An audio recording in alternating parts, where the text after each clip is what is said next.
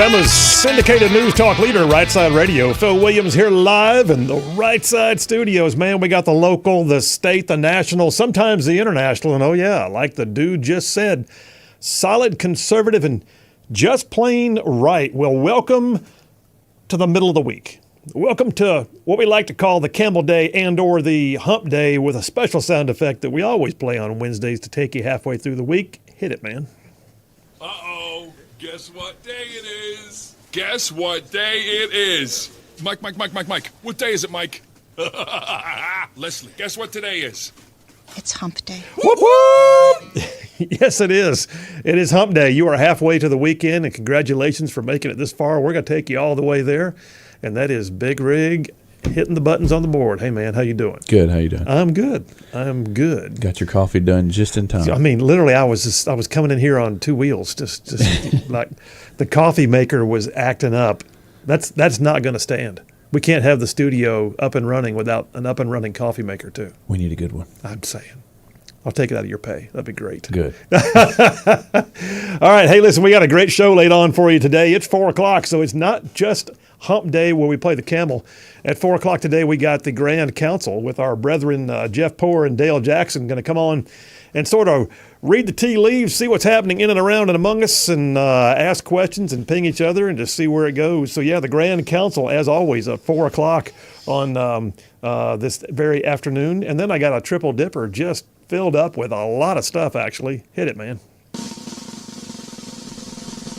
The Triple Dipper. 3 stories you've got to know. That's right, the Triple Dipper. 3 stories, 3 themes, if you will. As we're going to run today's show, I'm telling you, number one, we're going to culture clashes. Let me just say it that way. We're going to talk about culture clashes. What happens when one state or one organization or one group of people sees it entirely this way and the rest of them try to enforce it entirely another way? It's a culture clash. And I've got some massive examples of the way that happens in our society, all of it fresh and, just coming in straight off the resourcing for today's show. So culture clashes, that's number one, the Triple Dipper. Number two, the elections in Europe. Oh, I don't know if y'all are tracking this. Some are wondering if it's a harbinger for what we're going to see in our own 2024 elections here in November. But the elections in Europe have seen conservatives just basically barnstorm their way into positions where they are influencing government like nobody's seen in decades. I'm going to talk you through some of that, tell you why it matters, and tell you what I think it's based on. And largely, it's based on the idea that with open border policies, Europeans are concerned they're losing their own individual sovereignty. I agree. And I think that we got some great examples of why that matters here too. So sovereignty is number 2 on the Triple Dipper. Y'all stand by for that one. It's going to be a great education in European politics as well as how it impacts us. And then number 3, and I'll touch on it in a couple of places during the show today, but it deserves its own dipper. It's maddening. A video just surfaced that has never been produced before, never seen. All the January 6th insurrection. And we now actually have a video of Nancy Pelosi herself on that day taking responsibility and saying she should have allowed the National Guard to come. I thought she denied all that. Well, she did deny all that. She's been blaming it on Trump for years. And the reality is the video made by her own daughter shows her feeling just the opposite at the time. And I'm going to tell you right now, as an attorney, that's a potential piece of evidence. All right, there's all that. Pelosi's confession is number 3 on the Triple Dipper. Let me jump over here to my Right Side Way monologue, and I'll just remind you guys, this is the way we start the show every day. I just get a set of thoughts, and I decide I got to put it together. And this is something I started 3 years ago. It has been at times both a joy and a hate, but I enjoy doing this more than you could possibly imagine, and it winds up really being kind of cathartic for me. So let me just start with today and say, ask yourself why Joe Biden is staying in office, despite the fact that he is so obviously not up to it. And I know all the arguments. I know he's a prop for others. I know that he's a useful tool for somebody else's agenda.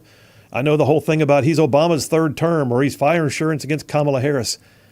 But I'll be honest with you, there's something else that I think is not being counted in the mix here. Something else that I think is even deeper than those things. Deep down, Despite his lack of cognition, I also believe that Joe Biden just needs to be in office. He personally needs to be in office because in his own soul, he would not know what to do with himself if he was not in office. Joe Biden, in my opinion, is one of those sad people who have their whole identity wrapped up in what they do, not who they are. So let me tell you a story, and then I'll get back to that point. So I've had a chance to do some traveling in my lifetime. I've been able to see some of the far corners of the globe, but it's also something that could be said about multiple layers of my family. My parents, my grandparents, my brother, they've all been some traveling folks, and as a result, I've grown up seeing some, interesting things in my house. More than just souvenirs. There are things that go beyond that. They literally speak to the places or events that my family and I have taken part in. I remember growing up, and there was this special hand-carved meerschaum pipe that my grandfather brought back from Turkey, and it stayed in a special case. Never allowed to touch it as a kid. Decorated ceramic elephants from Vietnam. Wall clocks and oil paintings from Germany. I've got a beautiful handmade rug from Afghanistan in my study. Rifles hang on the wall from several generations of family members who brought them home from combat duty overseas. A piece of the Pentagon wall from 9/11's in a display case on my shelf. An umbrella stand that's really a tank shell from my dad's time as an armor officer is right here in the studio. All these things that you just can't pick up in a souvenir shop, and most of them have memories tied to them. Sometimes they were purchased with an actual intent to keep them. Other times they just kind of happen into our possession. And they're probably not even worth much on eBay, but they're priceless to me as far as I'm concerned. Well, one of those little strange and symbolic items that I've got under a glass case on the shelf at my law firm is something that I happened across when I was in Baghdad. It was unusual. It jumped out at me when I saw it, and I thought, well, that's going home with me. It's a cast black metal medallion. It's about 3 inches in circumference. It's not too old. Some of the imagery on it, though, makes it look like it is. On one side, there's an ancient Arabic symbol of a man playing a harp, but the imagery that caught my attention was on the other side. On the other side of the medallion is the image of the profile of the ancient Babylonian king Nebuchadnezzar. And superimposed over his image is the profile of the former Iraqi dictator Saddam Hussein. When I found the medallion at a bazaar in Baghdad, it was only a few months after a tattered and bedraggled Saddam Hussein was pulled out of a dirt hole by U.S. Special Forces, just a shell of his former self. But during his reign, the hubris of Saddam knew no bounds. Statues, monuments, buildings, they were all raised up in honor of himself. His identity was everything about being in office. Saddam Hussein considered himself to be the reincarnation of Nebuchadnezzar. It was like the ultimate in arrogance, a pride that gave him justification to declare his identity to the world and do whatever he deemed necessary because he was who he said he was. And it was clearly identified because, he had the office. Well, during his reign, Saddam literally tried to repeat the feats of Nebuchadnezzar, and this was one of the reasons that Israel took his threat so seriously, because it had been Nebuchadnezzar that had destroyed Jerusalem and the temple for the first time. So whenever Nebuchadnezzar made a conquest, he used stolen wealth to build monuments to his own glory, such as the legendary Hanging Gardens of Babylon. In testimony to his grandeur, each brick in Babylon had been inscribed with Nebuchadnezzar's name. Well, not to be outdone, when Saddam Hussein pronounced himself as the reincarnation of Nebuchadnezzar and dreamed of restoring the Babylonian Empire to its former size and glory, he ordered the rebuilding of Babylon. Saddam actually commissioned archaeologists to restore the city and its hanging gardens like Nebuchadnezzar's 2,500 years earlier, and each new brick in it was inscribed, but this time inscribed with Saddam's name. That's why this medallion that I have on my shelf is so significant. He literally had medallions made that showed his face superimposed over that of Nebuchadnezzar. During the course of the digs in Babylon, too, archaeologists uncovered a plaque on the ancient city gates that proclaimed Nebuchadnezzar's greatness. So Saddam ordered stonemasons to make another plaque that matched it to hang on the other side of the gate, glorifying the greatness of Saddam. With his megalomaniacal vision in place, Saddam embarked on a campaign of terror and conquest, first in Iran, then in Kuwait. Ultimately, he dreamed of recapturing Jerusalem. So I look at that medallion on my shelf, sitting there today, as an example of what can happen if you let your identity get rooted in things of this world. And that includes, by the way, being a political leader. But I can't help forget the end of the story, or not forget the end of the story, for both Nebuchadnezzar and Saddam.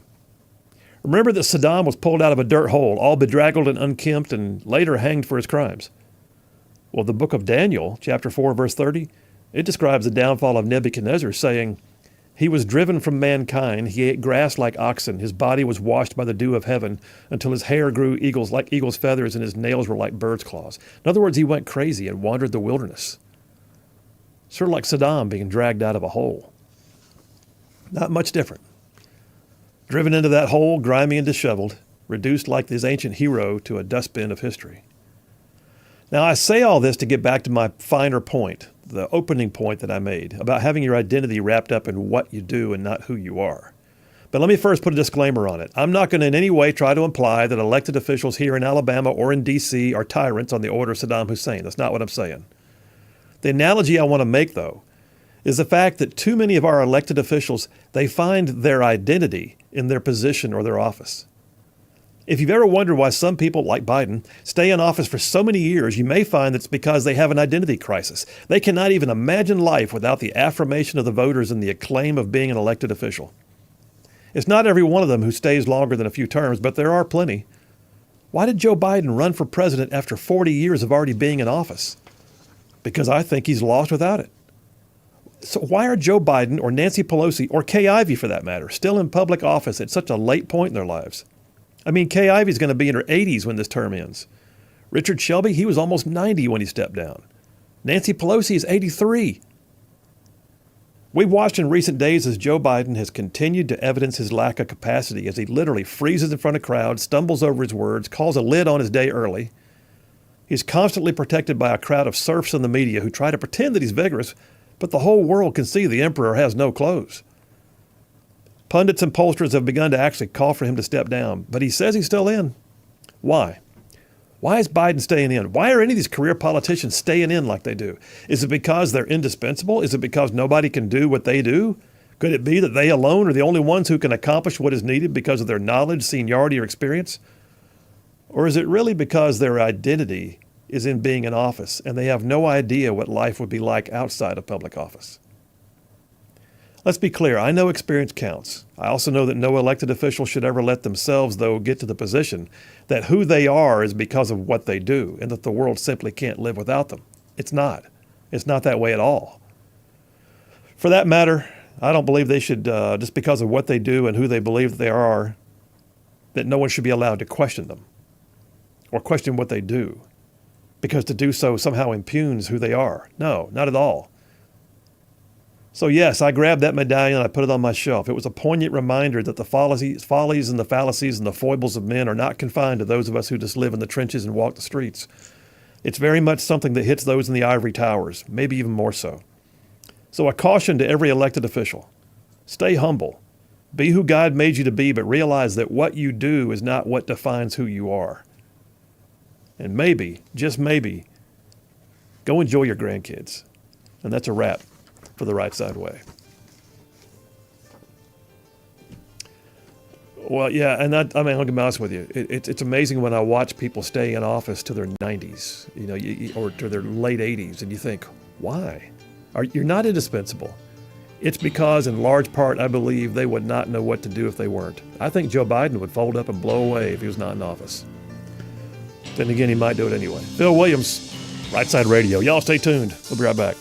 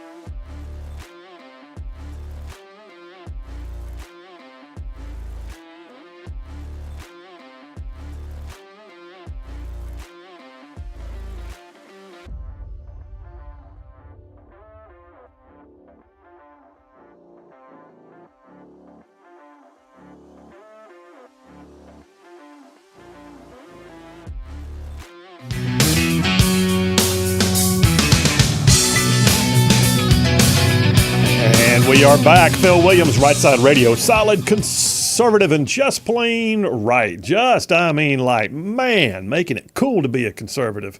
Got a bunch of text messages already. Text lines are open, 833-687-4448. That's 833-68-RIGHT. Let me just grab a few of those.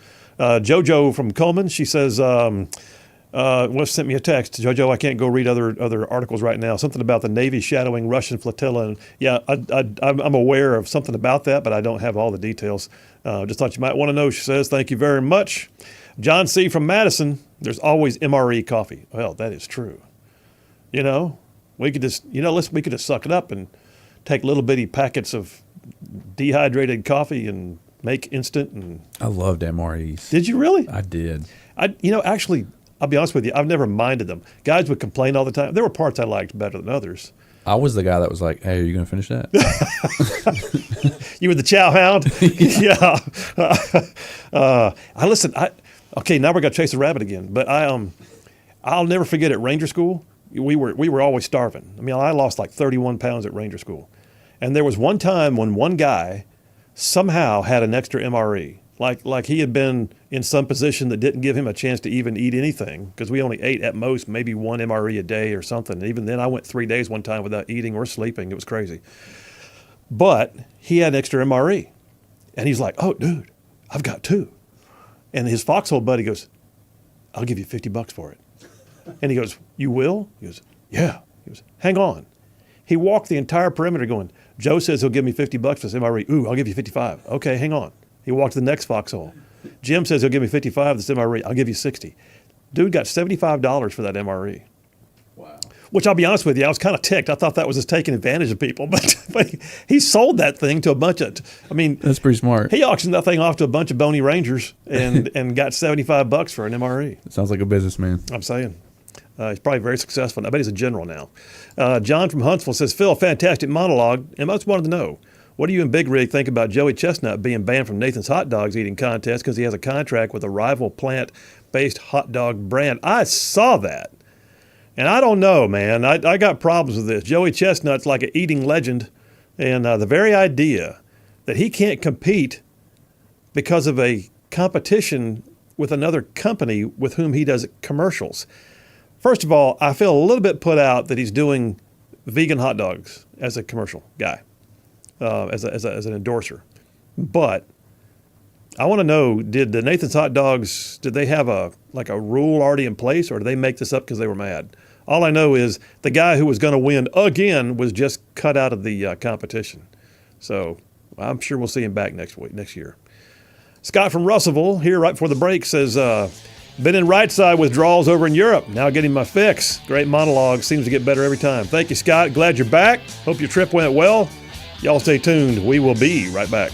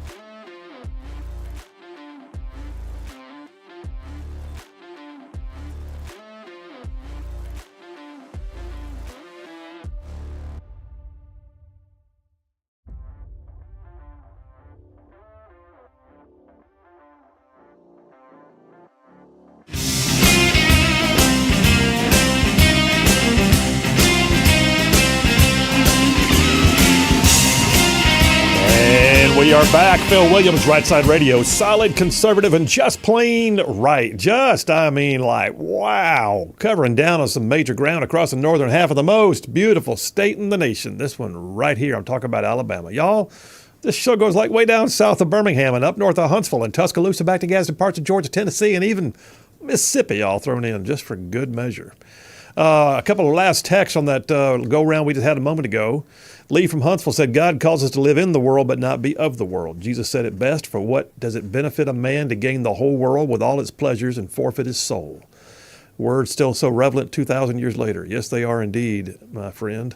They are. And it's a cautionary statement to people who get so wrapped up in things of the world they lose who they are.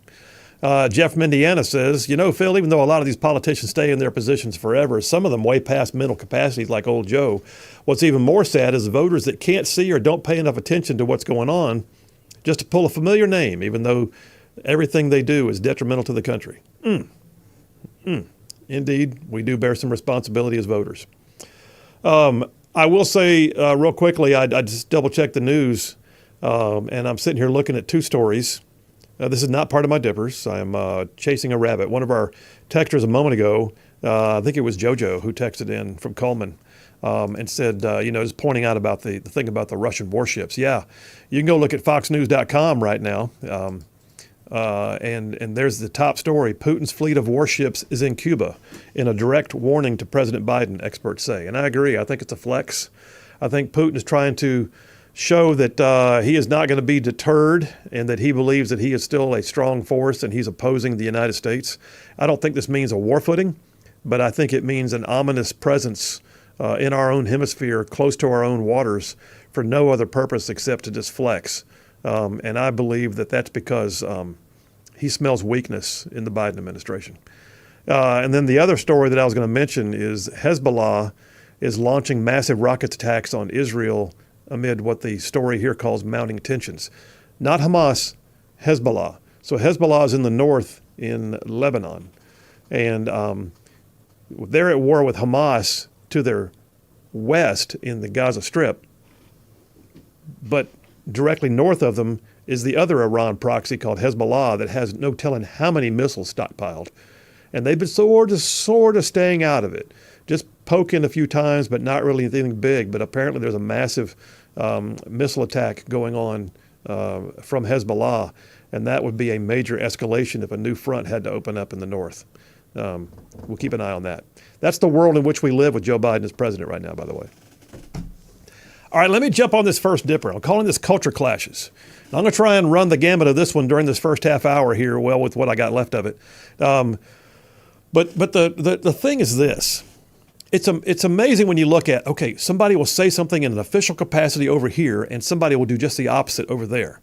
Now, some of that is because, granted, we have, like, for instance, the 10th Amendment gives individual states the rights to make their own laws to some degree, unless they're superseded by federal law, meaning that you can have something happen in Alabama that's not going to happen in California and vice versa. But there's also times when you look at it and realize that is just a pure clash of cultures. That's not just a nuance of the laws. It's not just a policy position. That's a true cultural shift from one group that's talking about this and then bam, to another. Here's an example. Story that I pulled off townhall.com, Dateline 2 days ago. The American College of Pediatricians just issued a statement calling upon medical professionals to stop providing the so-called gender-affirming care for children. Good for them. The American College of Physicians, and they include in their ranks people like nurses, psychotherapists, behavioral health clinicians, other health professionals, scientists, researchers, public health and policy professionals in the health environment.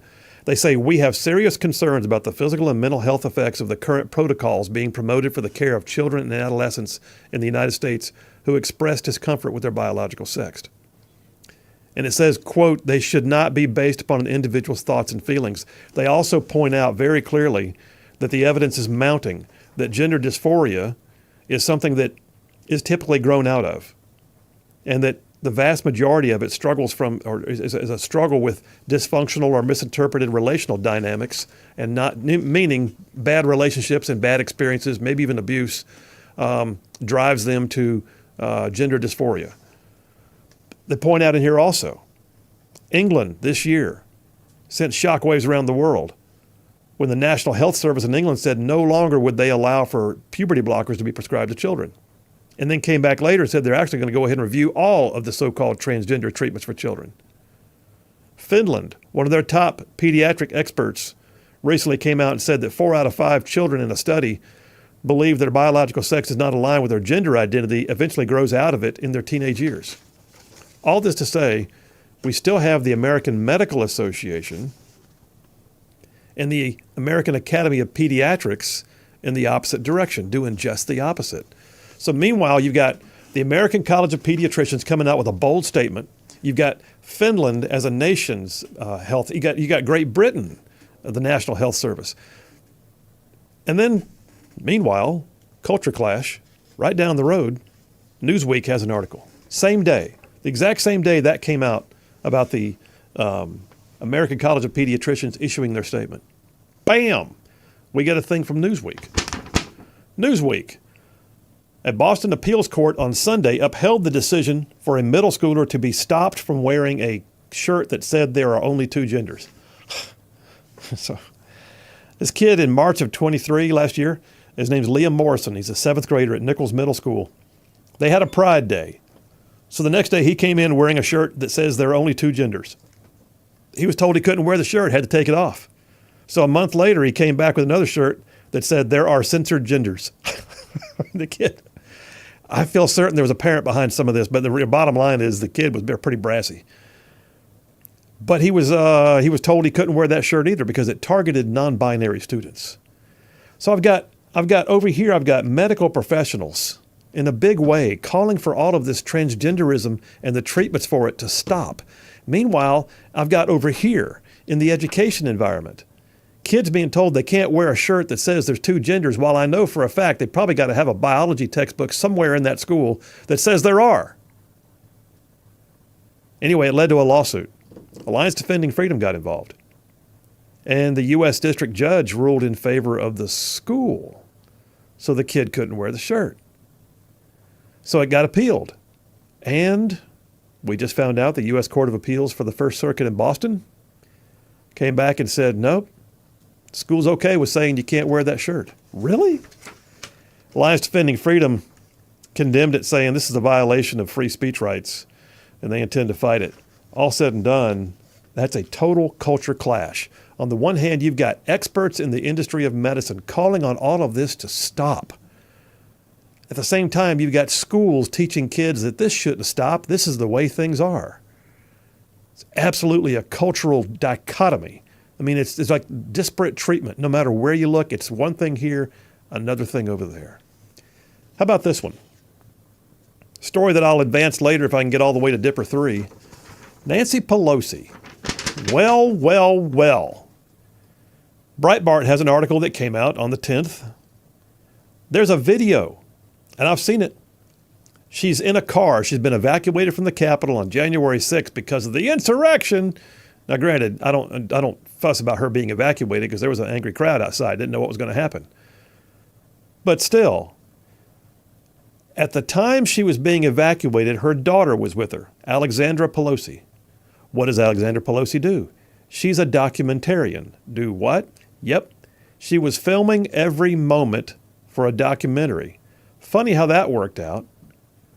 At the same time, as they're being evacuated, in the car, daughter is filming mom while mom is admitting that she did not do anything to help with security and that she felt responsible. In the video, despite all of the rhetoric we've heard since then, blaming Donald Trump for not providing National Guard support when he offered it days beforehand. In the video, Pelosi is shown lamenting, "We have responsibility. We didn't have any accountability for what was going on there. We should have. Why weren't the National Guard there to begin with? I take responsibility for not having the National Guard to prepare." Really? That's what she said back then? Well, I got news. This video should have been produced to the January 6th committee. Shouldn't it? I mean, when they were reviewing all the things that Trump did badly, Didn't they need this video that said that the Speaker of the House was admitting some responsibility? Oh, no, that's right. Speaker of the House is the one who appointed them to their position on the committee. Oh, that's right. And Alexander Pelosi and Nancy Pelosi never gave this video to the January 6th committee. Funny how that worked out. Meanwhile, it was discovered by HBO and recently turned over to Politico, who decided to go with it. On the other hand, January 6th is so bad. January 6th was such an awful event. January 6th was the downfall of society. It was a near insurrection. It was evident that Trump incited a riot. And our own Mo Brooks, there's just invoking terror. Come on. However, apparently if you're a pro-Palestinian protester, you can get away with murder. Close to, not quite. Thousands of pro-Palestinian protesters surrounded the White House on Saturday afternoon. This story on National Review, the day before the Pelosi video comes out, we have this story. And it points out that there was graffiti and rioting, assaulting police officers, tearing up park infrastructure, graffiti all over park monuments, calling upon the for death to Biden. One protester was actually carrying around what looked like a bloody head of Biden. They were talking about the guillotine being necessary. Police said they tried to arrest one person who was climbing up on a statue, but the crowd intervened. So the police deployed pepper spray. The person got away, though. They didn't arrest anybody. In fact, if you look back on the way things were in 2020 with BLM, you'll realize no one's ever going to get arrested. And so what am I saying here? What I'm saying is they will scream, "But Trump," on everything. But when somebody on their side of the aisle is committing similar acts, there is no claims, that there's no effort. There's no one even out there. And then you wonder why no one trusts the Democrats when it comes to upholding constitutional order. My point in this is the cultural clash is that Nancy Pelosi thought that it was so necessary to go get Trump that she was willing to fabricate a story that is ruining people's lives, by the way, hide the video of herself accepting responsibility because she didn't want that getting out because it defeated her narrative. At the same time, you got people right outside the White House rioting and defacing U.S. property, not a single arrest, because nobody cares on the Democrat side. Go take a break right now. We'll take that break. I'll come right back and I'll tell you a little bit more about some of these cultural clashes. Like, is it okay for Byron Donalds to talk about how things were back under Jim Crow? He's a black man. Why can't he say it? But then they can say whatever they want to about Jews. Oh, did I go there? Yes, I did. Y'all stay tuned. We'll be right back.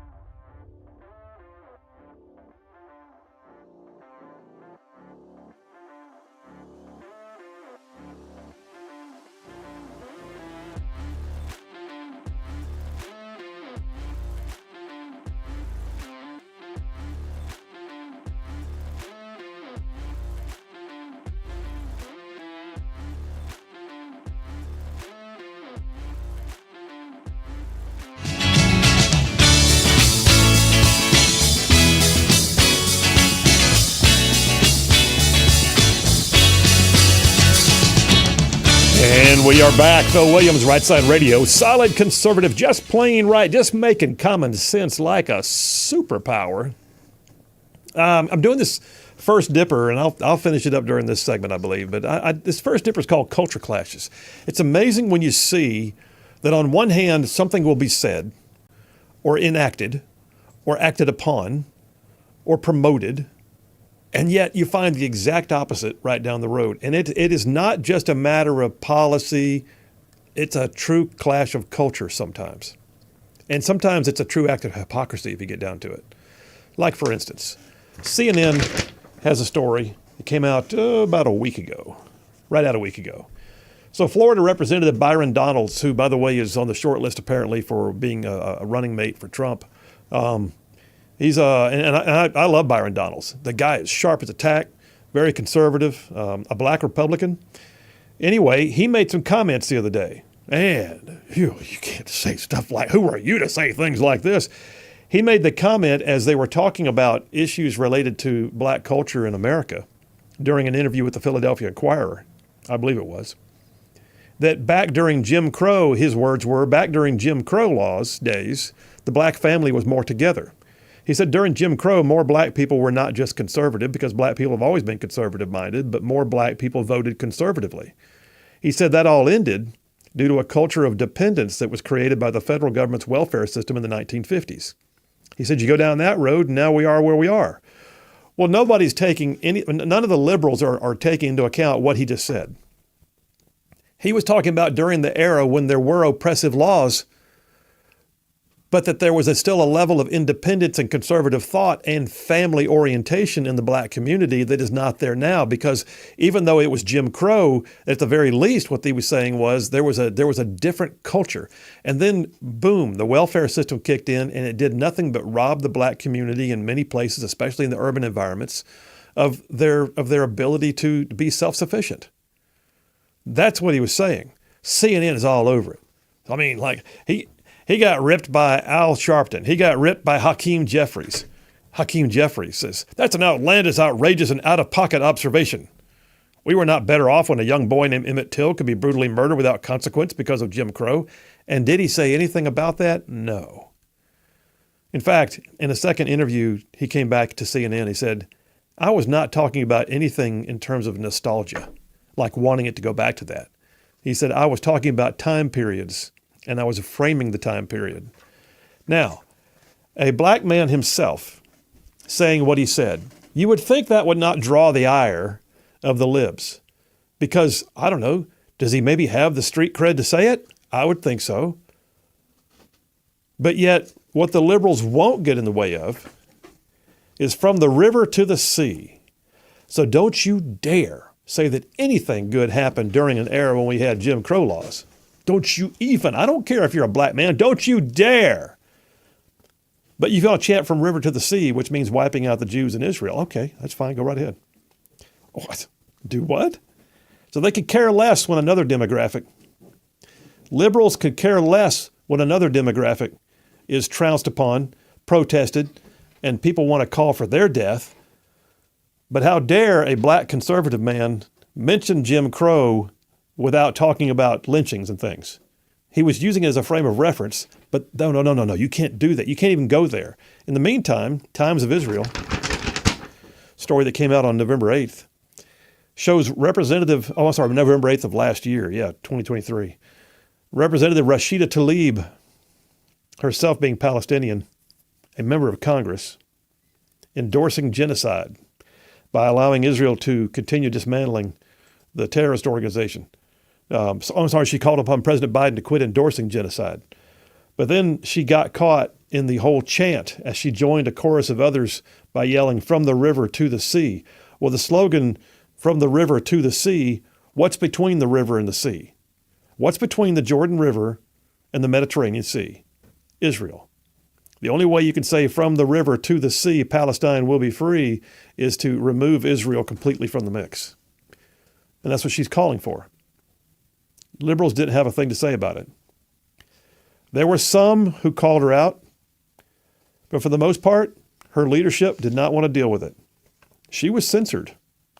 Republicans had to lead the censorship. Shouldn't ought to be that way. But it's a culture clash. And then lastly, I'll just point out a couple of things, and I like the fact that Alabama's in the mix on this one. I got less than a minute, so I'll just tell you. California, just last year, mandated the collection and release of diversity data from venture capital firms because they're all in on DEI, and they want to stoke up the fires. Meanwhile, a couple months later in Alabama, Governor Kay Ivey signed a bill banning DEI. Love that. All right. Y'all stay tuned. I got a pretty interesting section we're going to go through in a minute. We'll be right back.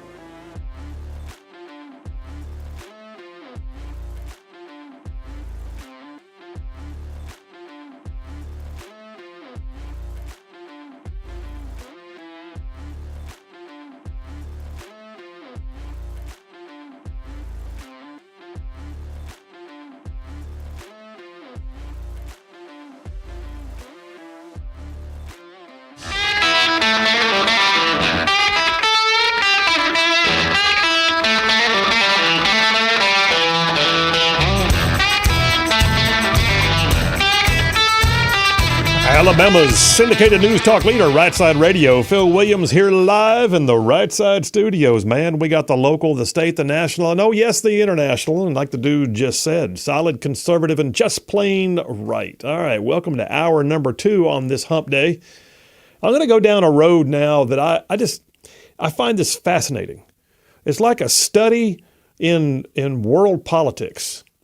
There are times when what happens in other countries could just, basically is meaningless to us, right? How many of you knew that there was a coup in Niger last year?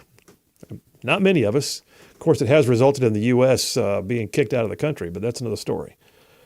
But there are times, though, when there are indicators that what happens on an international scale could be something that's going to happen here too, or vice versa. There are times when there are trends that transcend borders. And what we're seeing right now in Europe has got a lot of people talking about whether or not America is going to be another clear indication of the same thing. And Big Rig, I'm going to use audio clip number 3 here in just a minute, all right? So let me just say this. The European Union, which a lot of people here in the U.S. don't even understand, but basically what it is like a European. It's like a United Nations for Europe, but it's even more than that because they form their own currency and they're trying to enact laws and they're trying to have more of an open borders policy. And listen, it's got a lot of people uptight.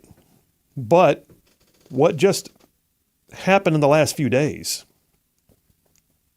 is a clear indication that people care about the sovereignty of their own borders. Not a little bit. People care about mass migration and open borders. They do. And they do to the point that the elections have begun to show the influence of what I would call a populist movement. Now, some in the media saying the far right, it's not the far right, it's the populist. It's the fact that on the kitchen table politics says we care about this. Number one issue right now in the polls in America, immigration. What just happened in the European Union elections? Conservatives swept the day in all of the member states, for the most part. More conservative, pushback on immigration, save our sovereignty parties wound up gaining so much strength that it is throwing the European Union and its member states' politics into chaos right now. And I don't mean like chaos like rioting in the streets, although there have been some.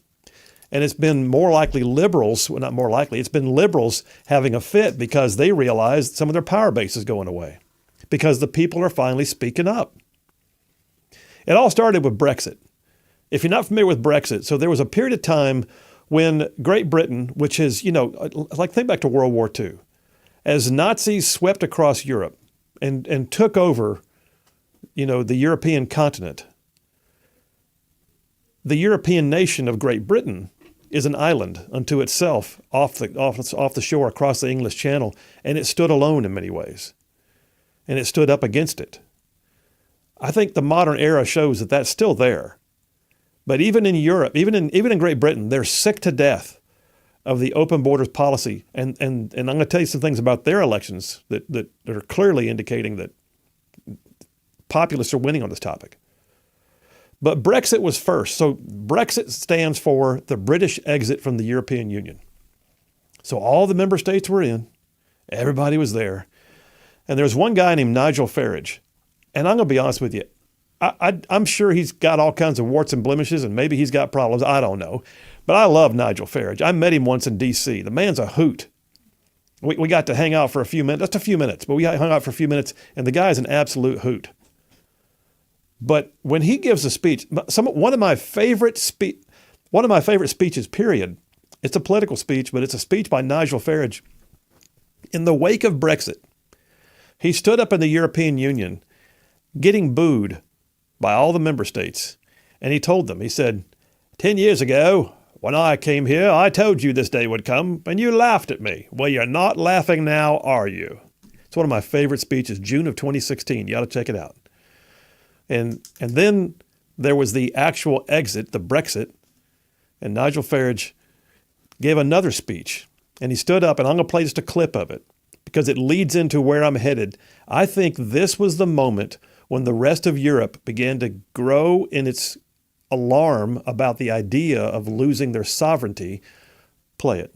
After 3.5 years of deception and dishonesty, we will be leaving this prison of nations at the end of January. Prison of nations. And we won't become a third country, as I've been hearing this morning. No, we're going to become an independent, self-governing nation. And you can delude yourselves this morning inside this cathedral that all is well, but it isn't. It isn't. People do not want to be run and governed by faceless bureaucrats like Michel and von der Leyen. Did you hear them earlier? Dull as ditch water. You're being rejected. And it's great news that in Poland, opinion polls now show a majority of Poles think they'd be better off outside the European Union. Brexit is the beginning of the end of this project. We are giving leadership, and we'll take it to a Europe of sovereign states working together, being friends together, but not being run by the gang down at the middle there. Nice. Well said. And I love the fact that he said this prison of nations. And what you just heard there was the type of message that and over the past week, this type of message that just resonated through their elections. Why does it matter to us? Because it's coming here. Because the exact same causes that caused the people to rise up in their elections for their European Union parliamentary members, that have thrown their local politics now into chaos, are the exact same issues that poll the highest right now in the United States. I've got an article here. I pulled this off of wokespy.com. It says, could America be next? It's a summary of what just happened. And it says, it says woke extremists across Europe are heartbroken following a successful election night for right-wing parties across the continent. I wrote my notes here. I said, wokists lose, sovereignty wins. Let's take a look at how this broke down. In France, in Germany, in Italy, in Spain, you've got literally right-wing the National Rally Party in France took 31% of the vote. In Germany, the party calling itself Alternatives for Germany saw major gains. In Austria, the party called Freedom Party of Austria scored the most seats of the country's 20-member delegation. In Italy, a group calling itself the Brothers of Italy topped the polls in the Mediterranean nation with more than 28% of the vote. In Spain, right-wing parties beat the left by more than 10%.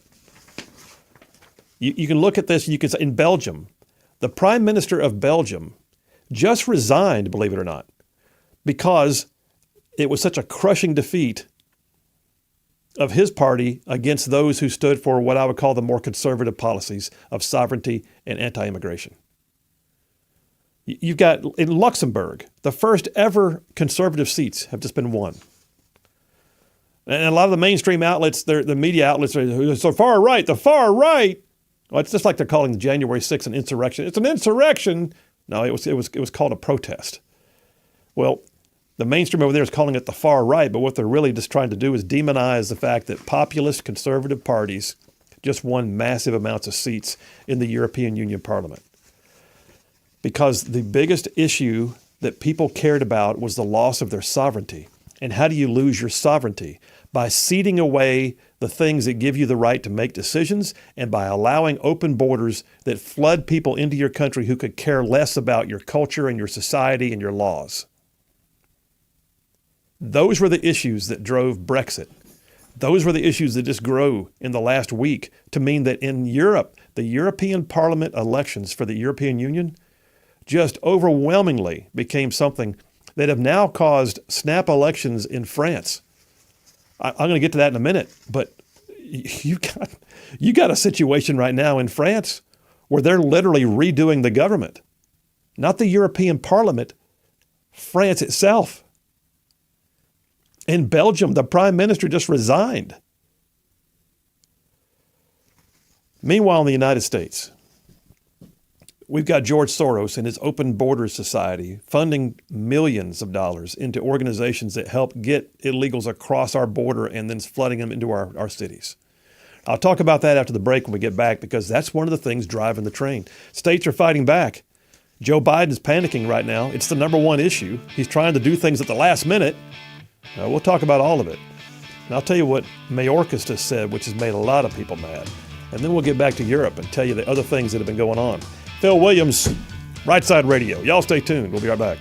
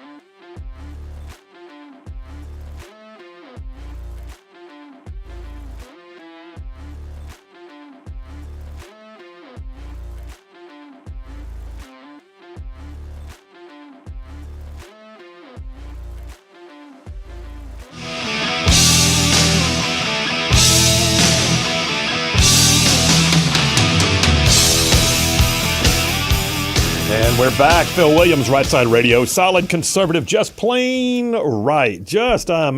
Man, saving the world, one soundbite at a time. All right, so I'm in this second dipper of the day. I'm calling it sovereignty. Because people care, right? I mean, I do. I know you do. The vast majority of Americans do. We don't want to lose our country. And yet, the southern border, I mean, if you don't have a border, do you really have a country? Because there's no reason in saying, it's just like having your own yard. You put a fence around your backyard so your kids are safe and your dog doesn't get out, right? There's no reason why you can't have a fence. Why? Because it's your border, it's your yard. You don't want your neighbors coming over there and cutting down your rose bushes. You don't want your neighbor's dog making puppies with your dog. You don't want people staring at you while you're enjoying the pool in your own backyard. You've got a fence, you've got shrubs, you've got the ability to actually safeguard your own property. And oh, by the way, you've got a deed to your property. Well, that's nothing but a microcosm of what the borders of a country are.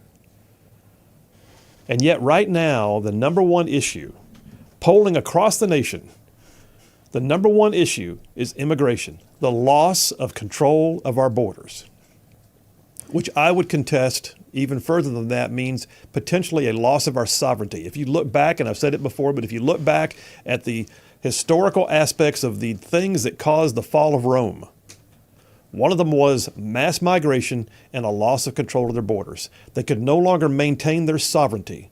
They allowed themselves to become so diluted as a nation. Maybe it's deluded and diluted, but anyway, both of them, that they lost complete control of their own nation. George Soros, by the way, I know he's the boogeyman, but you know what? He freaking is. The guy's like a daggone Bond villain. No, Mr. Bond, I expect you to die. Left-wing billionaire George Soros, according to the Washington Examiner, steered hundreds of thousands of dollars more to another open borders group that may have violated federal laws. Soros' Open Societies Foundation, it's actually called it the Open Societies Foundation. He's not even pretending.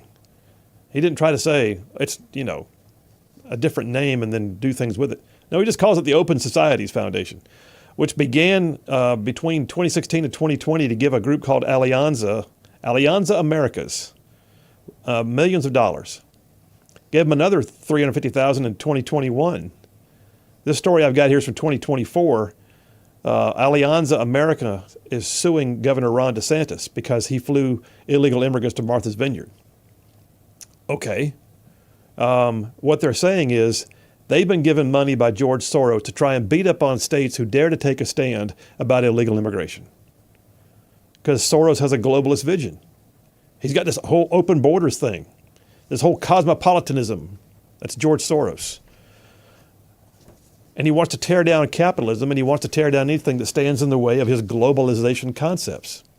Florida is not sitting still, and I love the fact that Florida's doing it. And by the way, Florida's not alone, but Florida is, in my opinion, the leader. But story here on local news, WSF down in Florida, dated May 8th, so it's just what, a week old? Florida and the federal government squared off this week in an appeals court about whether or not the state could legally challenge Biden administration policies that led to undocumented immigrants being released from detention. It's Biden's parole policy. He just lets them in.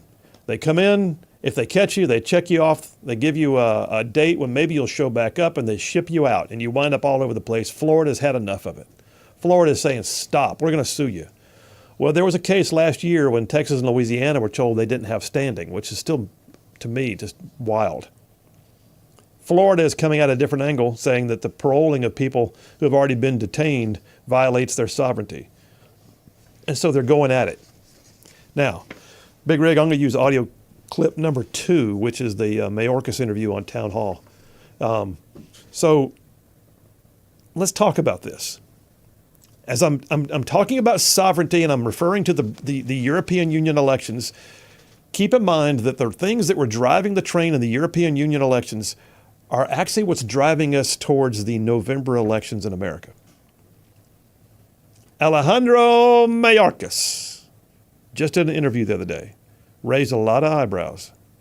I got a little 17-second audio clip. You ready on that? Let's go ahead and just play it right now. We have increased the number of refugees that we will accept from the Western Hemisphere. We have built safe mobility offices in Colombia, Ecuador, Guatemala, Costa Rica to reach people where they are so they don't have to take the perilous journey. So what you just heard there was the Biden administration, for all of its talk lately about how we're gonna fix the border. They're actually setting up offices, they call them safe mobility offices, in foreign countries to aid people on how to get here. The heck is that? Some would call that treason. Here we are talking about, please stop this. Florida's having to sue the government. Texas is suing the government. Every state's considered a border state.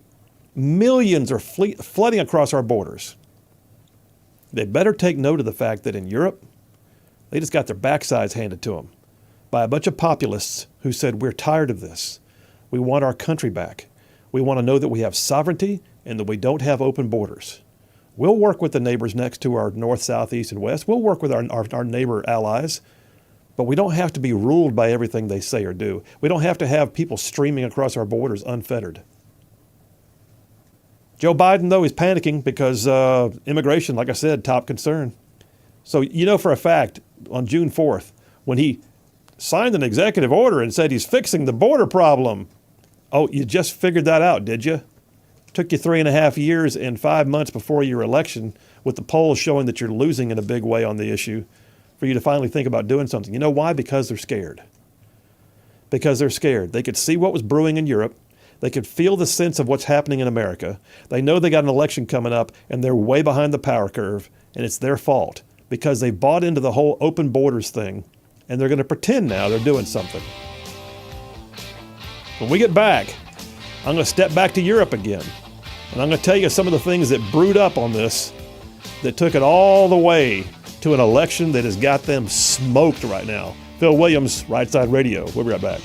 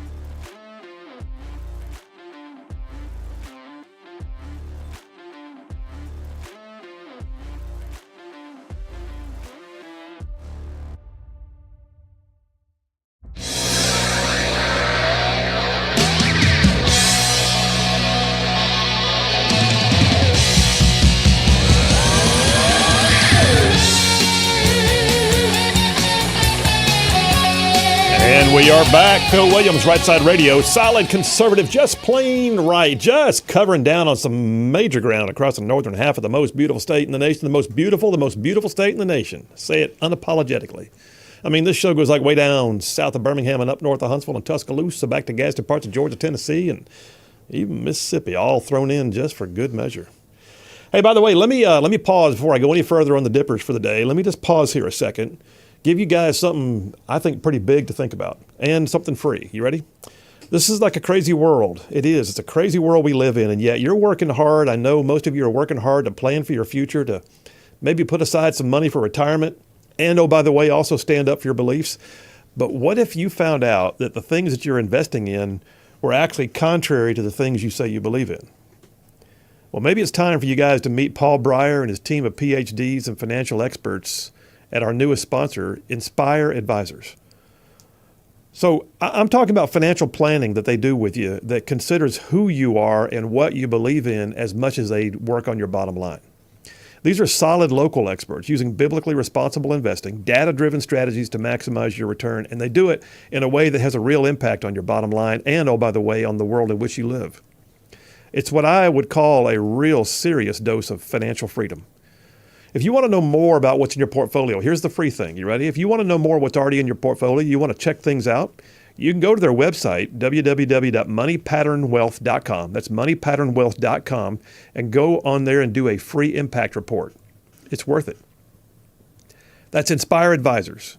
Their website is moneypatternwealth.com. You can also go to our website, rightsideradio.org. All of our sponsors are on a sponsor tab. Click on their logo. It takes you right to their website. So yeah, this is conservative, godly, balanced financial freedom with Inspire Advisors at www.moneypatternwealth.com. Check them out. All right, back on the dipper, sovereignty. Let's take this to the top of the hour. So here's the deal. Joe Biden and them are scared to death. They can see it. They can smell it. Populism is in the air when it comes to anything related to our borders and our sovereignty. We want to know that the American flag is still going to be allowed to fly. We're sick to death of seeing Palestinian flags being draped over our monuments. We're sick to death of seeing illegal immigrants committing crimes against our citizens. We're sick to death of watching our major cities exploited by people who just come in and suck down resources, who have no desire to become Americans. They just want to get stuff. Well, they're here to better their lives. Yes, they are. I understand that. You know what? A lot of people come here to better their lives. We were built as a nation of immigrants. Legal immigrants. What we're watching on the southern border is not anything related to what you saw at Ellis Island in the days of the mass, importations of people from foreign countries who came through and registered to become Americans and were proud to be here and became a part of our culture. You're watching people stream across in what I would call mass migration. Whole communities uprooting and moving across our borders and then just taking up space. Joe Biden's freaking out over it. He came out and did a executive order, talked about how it's going to make a big difference. It's going to be a thing. No joke, man. Like corn pop, shaking his boots. Well, he knows what's happening around the world right now is people are sick to death of watching their sovereignty be trashed by open borders.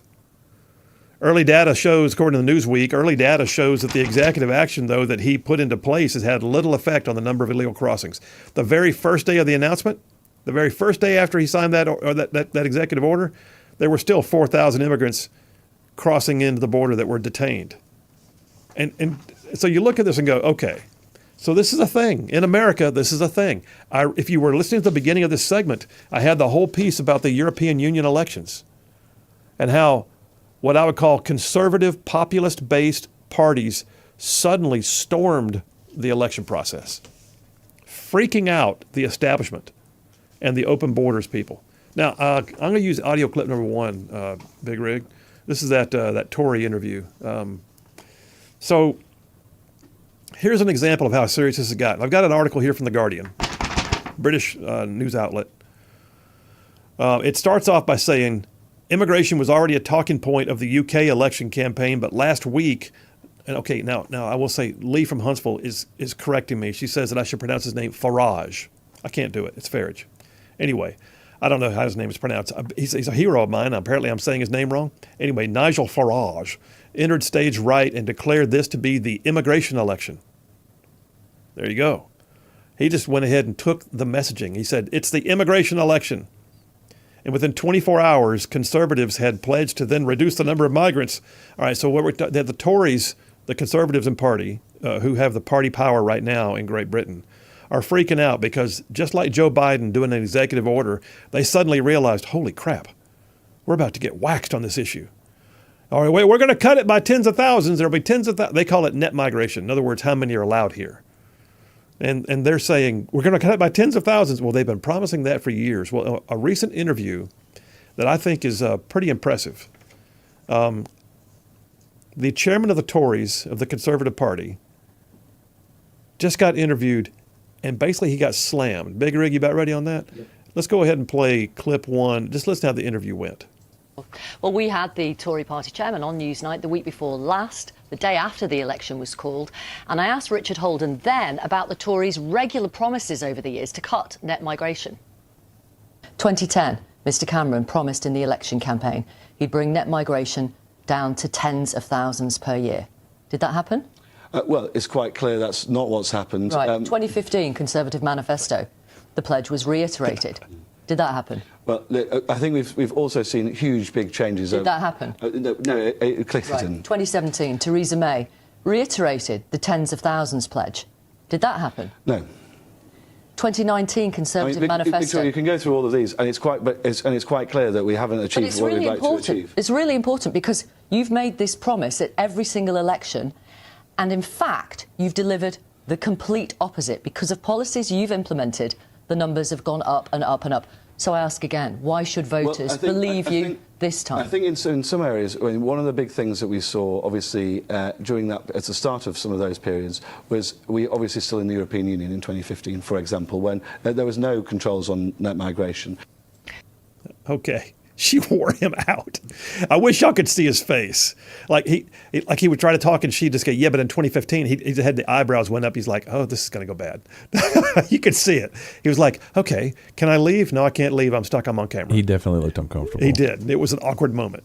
But she was calling him out in a big way because the Tories have had party power for a number of years. And at every single election, they said they were going to curb net migration, and they haven't. They have not at all. So what happened this past week? Here's a story from Fox.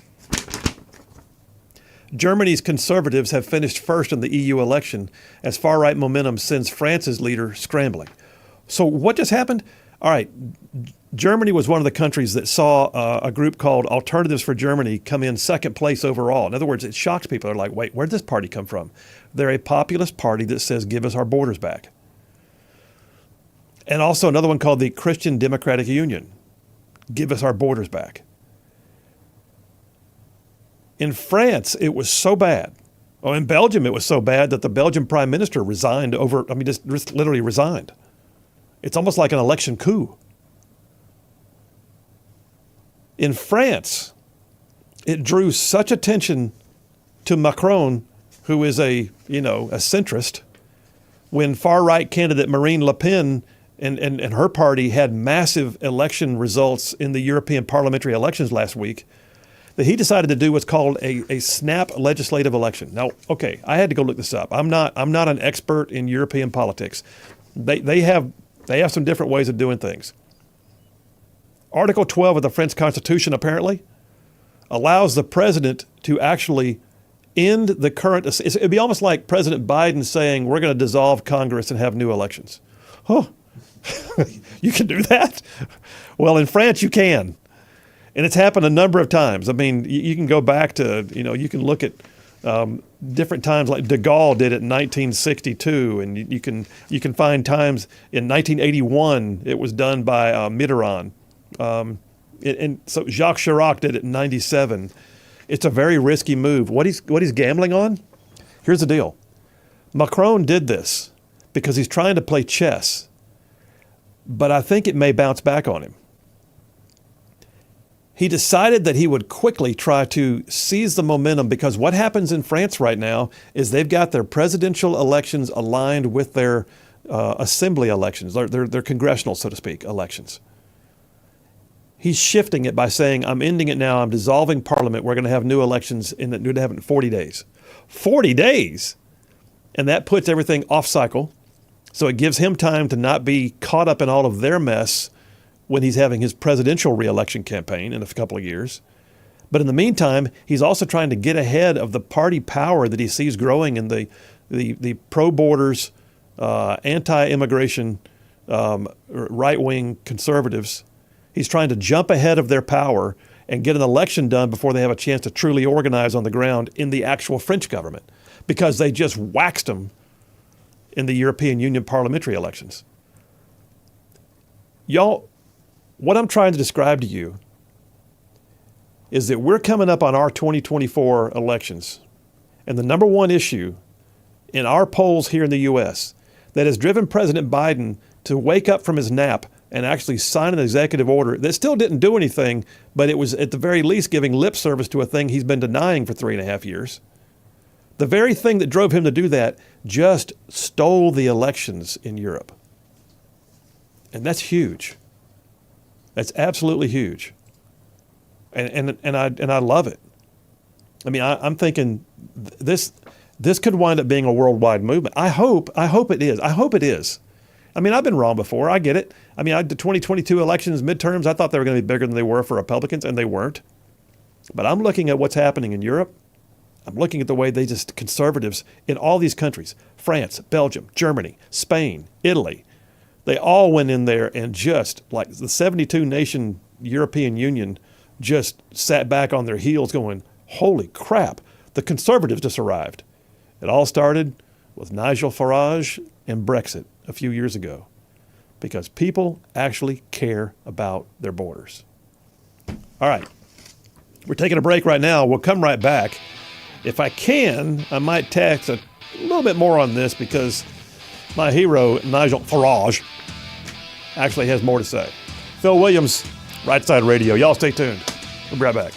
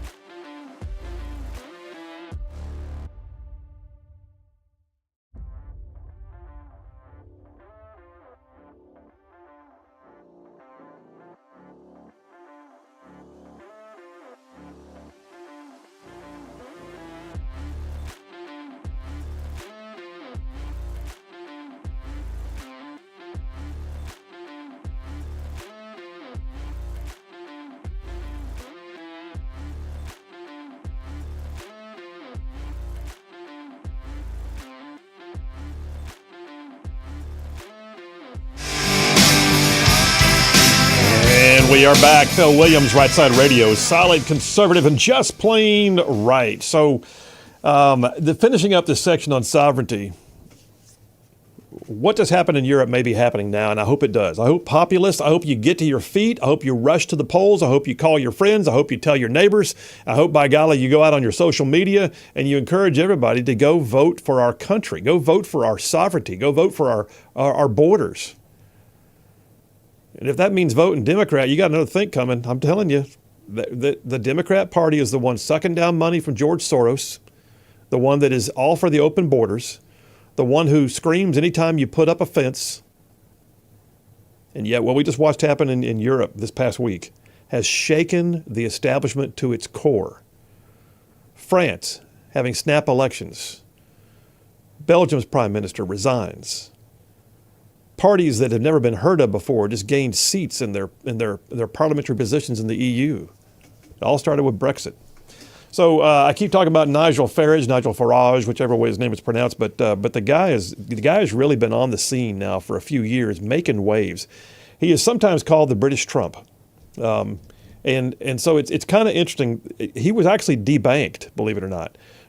He came out hard against bankers, calling for a $40 billion tax cut. He wants his party, by the way, now is called the Reform UK Party. They're being seen as the new standard for Conservative Party politics in Great Britain. But the Reform UK Party is calling for a $40 billion tax cut. And the way to do it, they say, is to stop letting the government give money to banks. Take some of that and give it back to the people. He was actually debanked. The Bank of England decided to go ahead and cut out a guy who used to serve in the Parliament, or in the European Parliament. So that's the guy we're talking about here. So there was an article I pulled off of Fox that says that he himself, Nigel Farage, has chosen to shake up the UK elections, shaken up the entire British establishment, and returned to politics. He's been out of politics for 5 years. He's been making waves in the background, but he's not been running for any office or position of leadership. Well, now he is. He's taken over. In fact, his words were, "I'm back. I'm standing as a candidate in this election. I've taken the leadership over of Reform UK, the party." He says, "You know why?" He said, "I see our country going down the drain. I believe in Britain. These boring idiots that lead the Labour and Conservative Party are not worth the space," he said. He said, "I can't turn my back on the millions of people who followed me and believed in me, so I've changed my mind because I can't let down millions of people."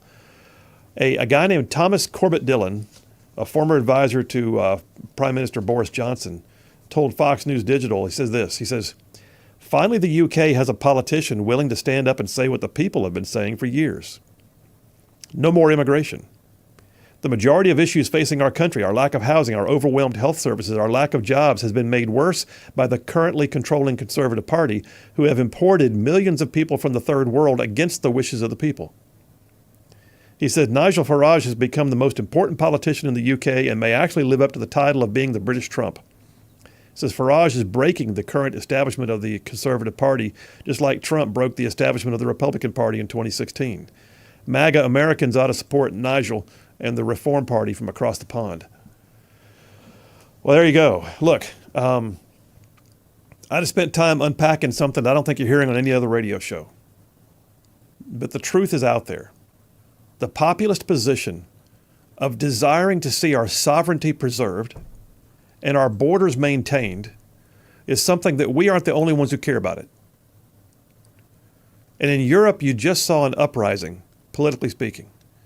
The European Union just got their backsides handed to them by a bunch of populists who said, "We're sick to death of watching you guys erode our countries. George Soros and your Open Society foundations, you can take a hike." Now, they're not done. They're not the supermajority, but they just gained enough seats to control the flow and enough seats to not only be in the European Parliament, which is like, picture a globalization government there. They're a governing body for the EU. But the individual countries still have all of their own individual, governmental actions. And it has so upset the apple cart that local politics in all of these countries is on its heels. Great Britain, Italy, France, Germany, Belgium, Luxembourg, Spain, all of them. So I'm loving it. I am. I think it's cool. I'm fascinated by this. I'm ready to just sit back and start drinking in more speeches of Nigel Farage. Listen, I'm serious when I say too, man, the funniest. I mean, I've actually used this speech when he spoke to the European Union about the Brexit vote. I've used that in leadership classes before to teach being willing to say the things that people don't want to hear. He stood there being booed. And he said at one point, he goes, "Now I realize that most of you have never held a proper job in your entire lives." He said, "But the people outside of here, they have. And they're tired of you." And that's, I tell you what, meeting him at the Trump Hotel in D.C., I got my picture of him with, I need to find it and blow it up and put it on the wall. Make one of those giant wall hangings of it. Anyway, the guy's a hoot, and the guy's leading our revolution right now. Interesting to see where it goes. All right, coming back here in a moment. You know the deal. It's Wednesday afternoon, 4 o'clock. Grand Council, Jeff Poor, Dale Jackson, and little old me. Y'all stay tuned. We will be right back.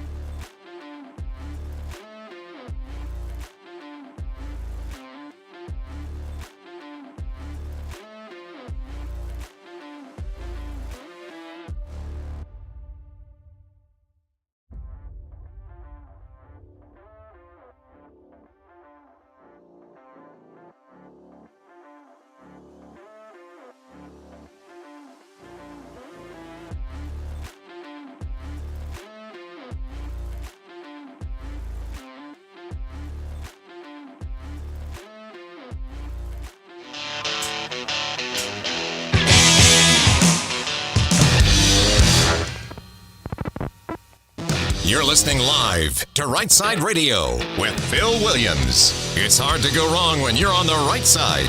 Rightside Radio. Solid, conservative, and just plain right.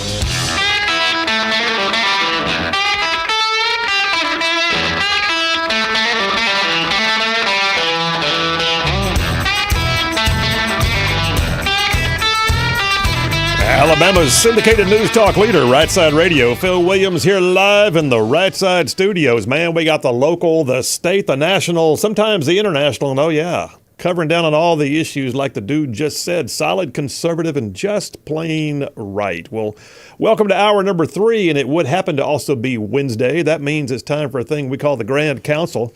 I bring in 2 of my brethren who've been doing talk radio for quite a bit. And we opine and we ping each other with questions and we just see where it all falls out. So let me just call the roll and see if the council's present. So from 770 AM, 92.5 FM, WVNN's Cumulus Broadcasting Station up in Huntsville, Alabama. Also writes for Yellowhammer. Allegedly, he's on other stations too. Dale Jackson, are you here? You are indeed. Stand at ease. All right, and then from FM Talk 106.5 down yonder in Mobile, host of the Jeff Poor Show, and oh, by the way, the editor-in-chief of 1819 News, Jeff Poor, are you present? I am present. You are indeed. Thank you so much, both of you. I pronounce a quorum. Hit it, Big Rig. Assemble the Grand Council.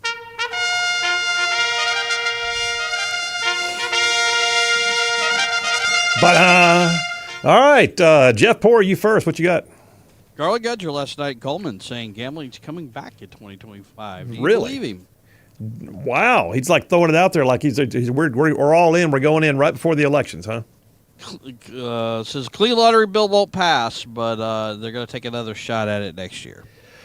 Ah, geez. You know, is it going to come back? It's a zombie piece of legislation. It rises from the dead virtually at least twice in every quadrennium. I've seen it time and time again. Is it going to come back? Probably.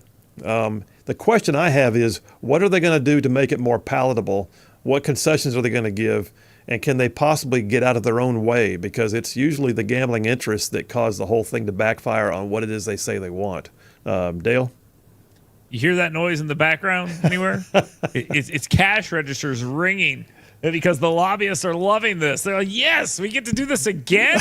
And they all get to fight for their different issues. And yes, it's fantastic. Maybe it does come back. What's the difference? I don't know. Can they get Albritton to change his mind and snub the number one employer in his district and all that? I don't know. I just don't see. I don't see what's changed here, and that's what they're going to have to come up with. What has changed? But did you say, Jeff, that he said there's not going to be a clean lottery bill? Is that what you said?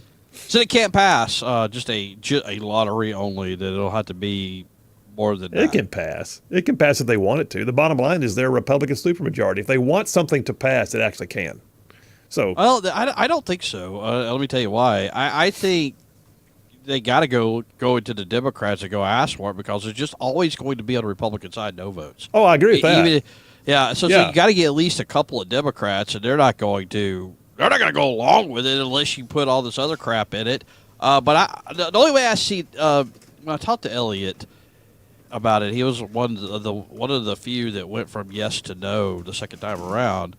He was really put off that they tried to sneak a bunch of Medicaid expansion language. Yes. And I think they would take that out if they thought they could get a yes, but would you lose some votes on the other side maybe? So that's the way they get it. And they can make Democrats happy and take the Medicaid expansion stuff out at the same time. People talk about pork barrel spending and special interests, and there is no greater evidence of pork spending and special interests than every time they bring the gambling bill, because it is about as special interest thing as you can get. It is absolutely polarizing, and it's always filled up with pork to try and get the votes that they need to pass it. It's amazing to watch. It's gross, to be honest with you. All right, we'll see where it goes. 2025, huh? Garland would know.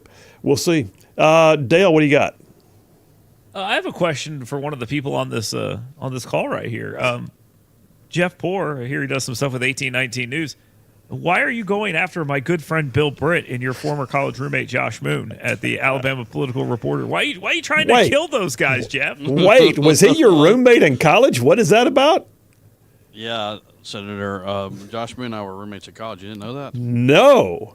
All right. We weren't roommates in college. Don't listen to Dale. I'm also not Bill Britt's best friend.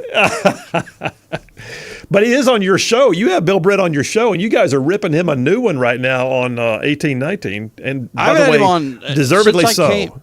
Since I came over from Yellowhammer and went to 1819, I have not had him on. They flipped on me when I switched employers.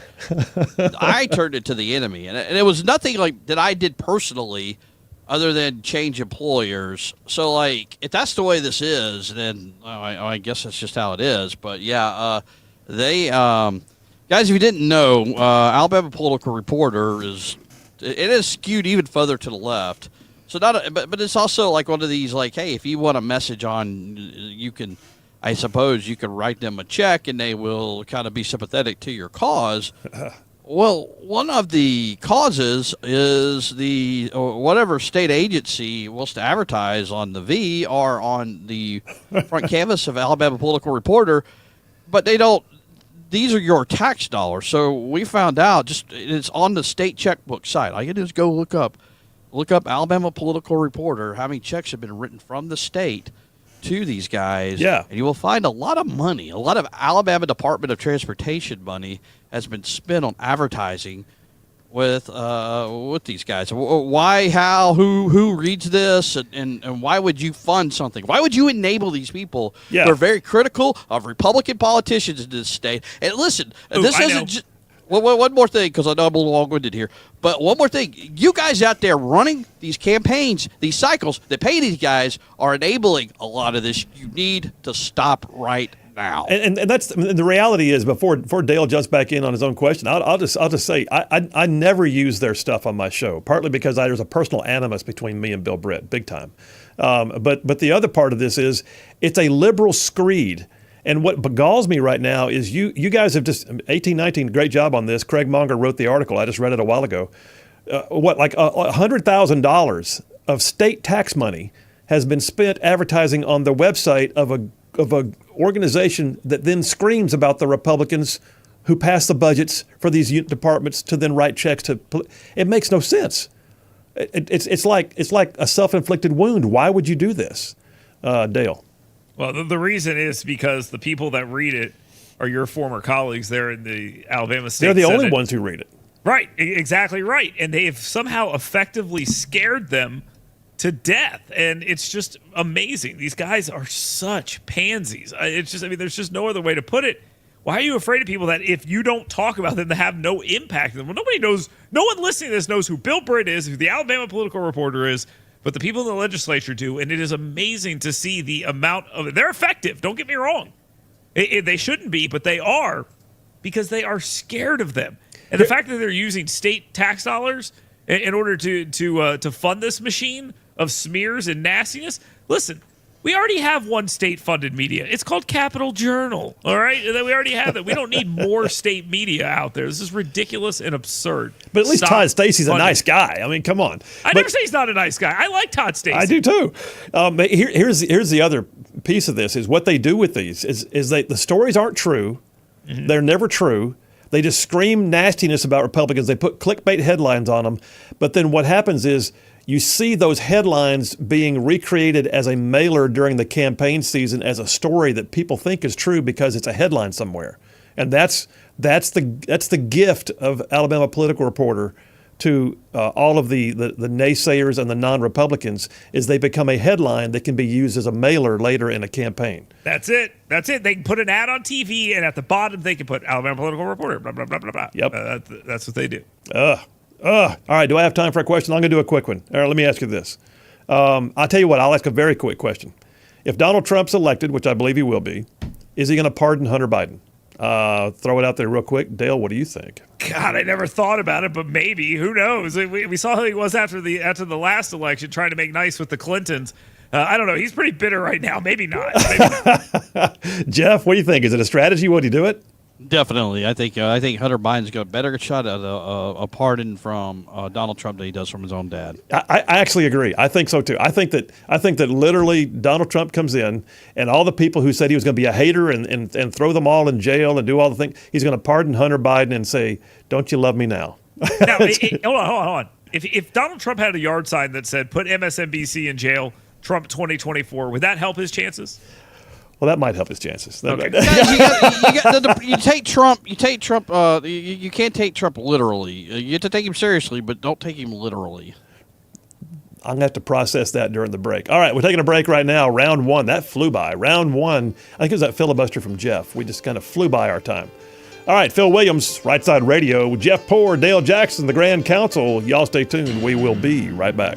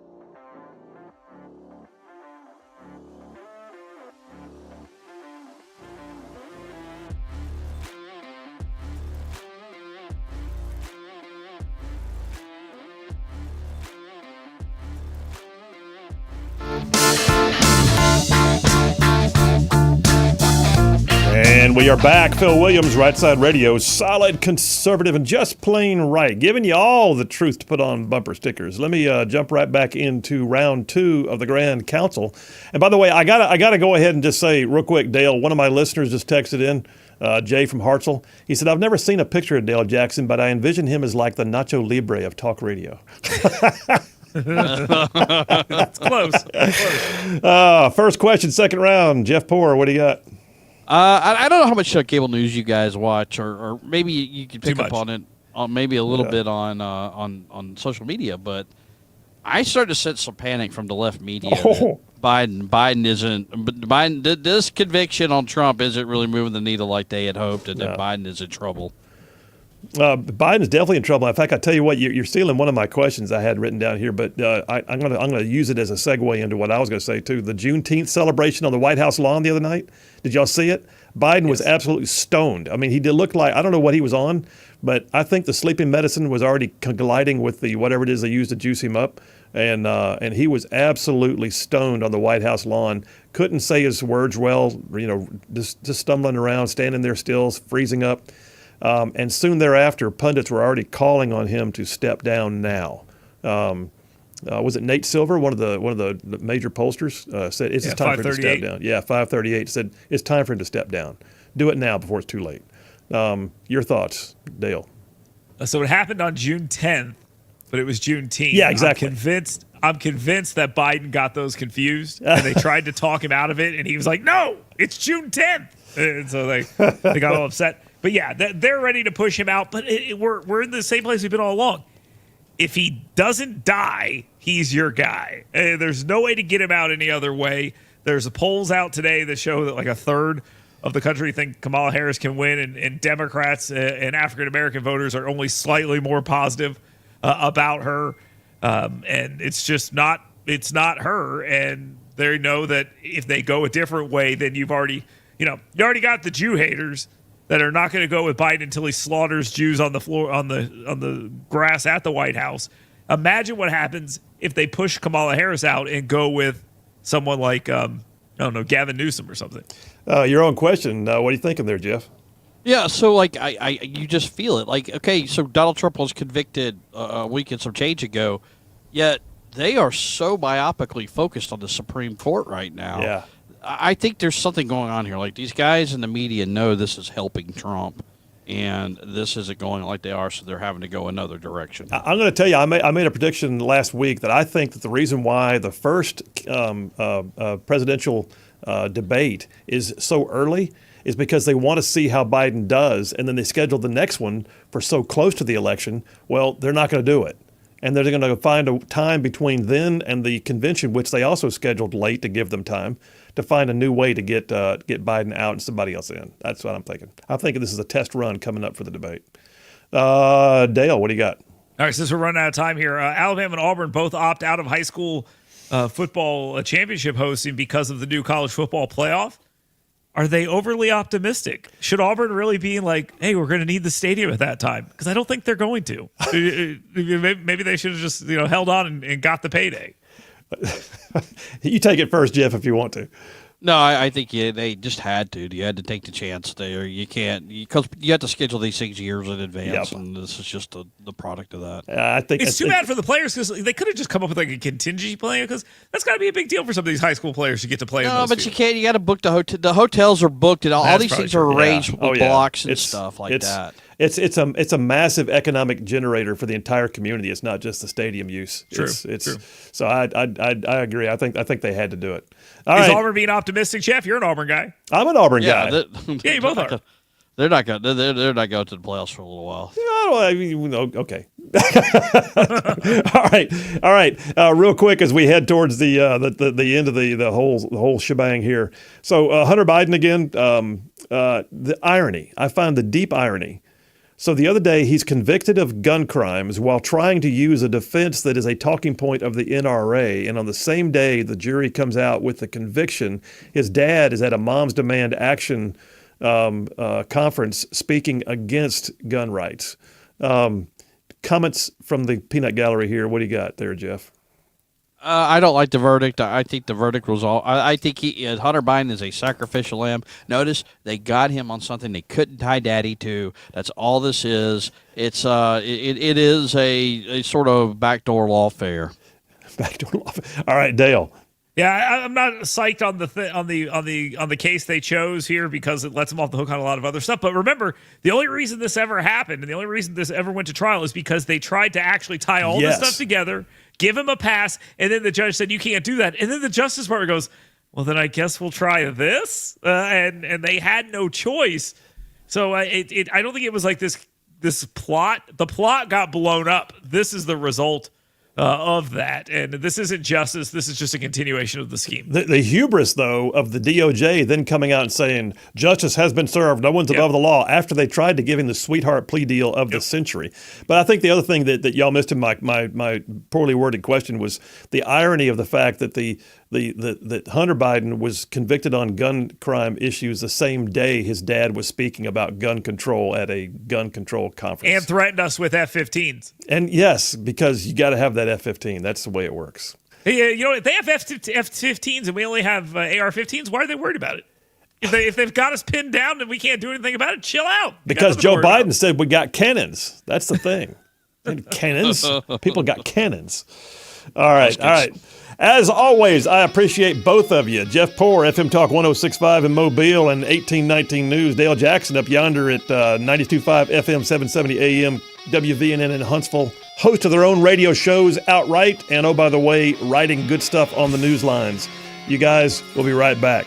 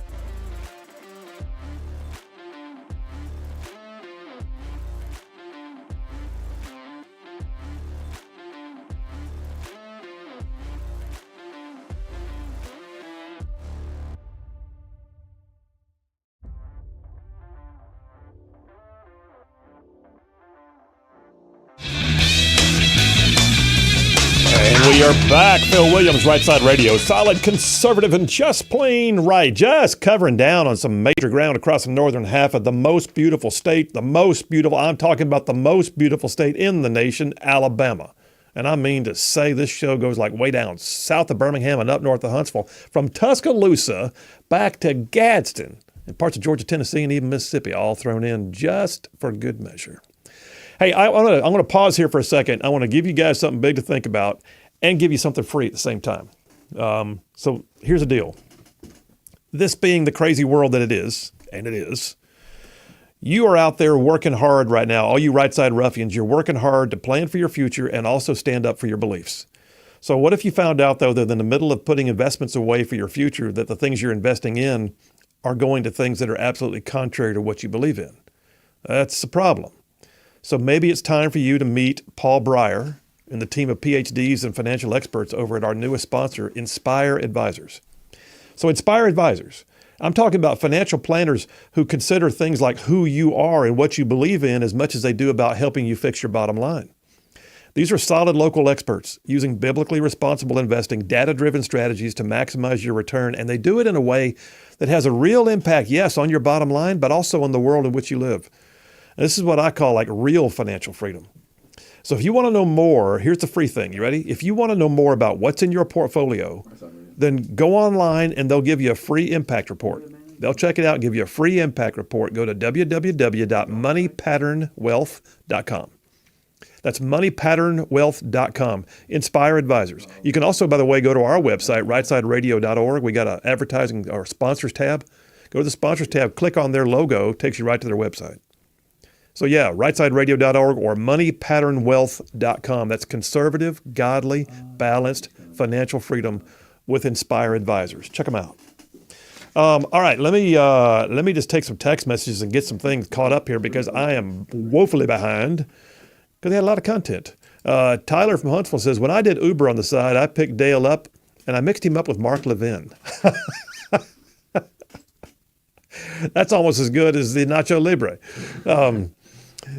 John from Athens says, talking about this stuff I talked about earlier with Brexit and all that and the European elections, he said, my family's in Germany. I spent over 20 years there off and on, military, active, civilian with AFRICOM. He said, I'm very informed of European politics, and my son voted for the AFD party. The rest of the family turned their back on him, will no longer speak to him because of the vote. Funny how politics are so polarized, like here. If you're a conservative, you're racist. Crazy times worldwide. John, yes, it is, and I hope that you found that whole segment there I did on sovereignty enlightening. A couple more texts real quick, and I'll go to the phone. Sam from Anderson says, what's your opinion on Russia having a submarine off the coast of Florida? I'm pretty sure they do on a regular basis. We just don't know it.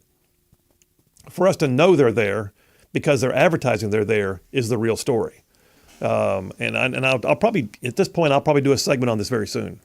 But yeah, the Russians are, they've got warships and submarines that are in and out of Cuba right now in a big show of force. And I think it's what we would call in the U.S. Navy a presence, what do they call that? Freedom of navigation presence patrols. They're trying to show the world they can go where they want to go. They're pretty much in our back door right now. We'll see. JoJo from Coleman, she says, talking about the segment I did on sovereignty, that's what America needs to do. Stand up and tell the government enough's enough. And then Gary from Madison says, if you don't have a border, you don't have a country. And we can't start lowering foreign, also we can't we start lowering foreign aid? And if a lot of the world's foreign citizens are now living here illegally, are we paying them with benefits here? Yes. Let me go to the phones real quick. Jeff Rowe from Indiana. Hey man, how you doing? I'm crossing into Kentucky, man. I'm doing great. Wow. Wow. Yeah. This may be the first time you've ever called the show and said you were already into Kentucky. Very, very. It don't happen very often, but it does happen. Did you get an early start, or were they just waiting on you when you got to the yard?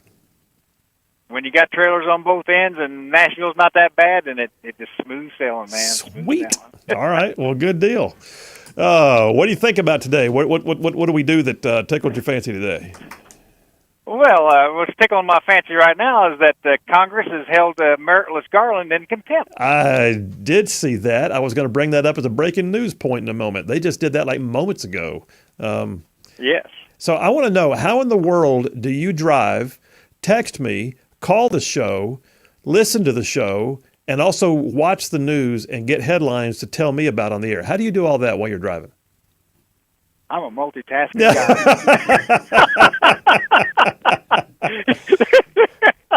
I don't have to watch anything. I can just listen live.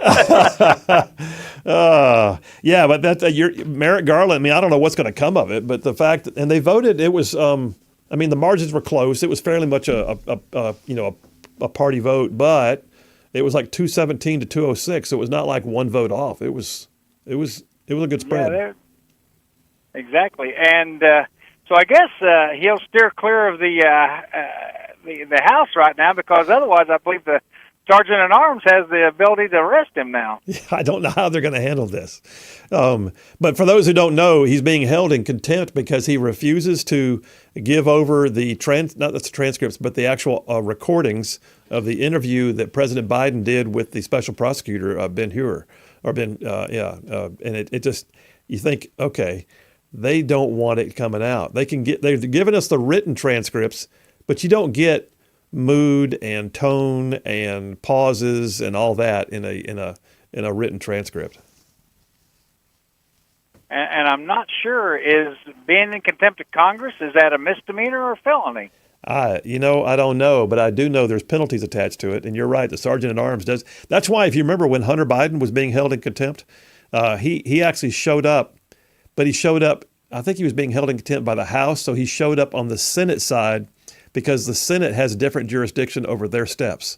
So he did his press conference on the Senate side to avoid being on the House side. Exactly.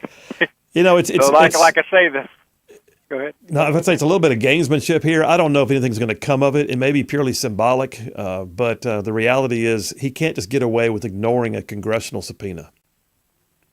Well, Bannon is in prison right now because he had contempt of Congress. So, contempt of Congress is a contempt of Congress, I would think. I don't know if that holds any more merit, that you just don't show up, or is it if you refuse to give them what they want? Well, that's the thing. I mean, what they're doing, at the very least, it may be symbolic, but it's good symbolic, because you've got an aide to Trump who is now serving a 4-month sentence in a federal penitentiary because he dared to not show up for a hearing when they were doing the whole January 6th Inquisition.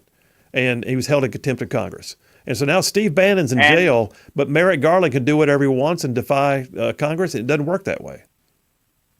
And I believe that Steve Bannon said that he was, being the, what do they call it, the presidential, he doesn't have to hand over. Yeah, he had the same thing as. He had the same thing that Garland's claiming. He did. He had immunity. He had oh gosh. Now if you hadn't said it, I would give you the term. Dadgummit. It got me all flummoxed because you're all the way to Kentucky already. Come on, lawyer. Come on with them big words. I'm supposed to have all the big words. Presidential immunity. Listen, I'll be honest with you. When I was in law school, one of our professors one day said something was said, and he goes, "Hey," and we all kind of stopped and looked at him. He goes, "This is what it's all about. You're going to get paid to say things, and no one knows what you're saying." It's true. All right, man. Be safe on the road. I'm glad you're getting home early. Have a good one, Phil. We'll see, man. Frank from Huntsville, he texted in. What did he text in? A headline. I saw this. We were talking about my sovereignty dipper, the second dipper, when I was talking about the fact that we are losing control of our borders. There's a story that broke, I think, yesterday. There are 6 Tajik nationals, all of whom are suspected terrorists with ties to ISIS, who came across our border illegally, who have just been rounded up by ICE in a sting. So Immigration and Customs Enforcement did a sting in New York, Los Angeles, and Philadelphia, and arrested these 6 suspected terrorists who came across our border and were released to go into the country despite the fact that they're on the terror watch list.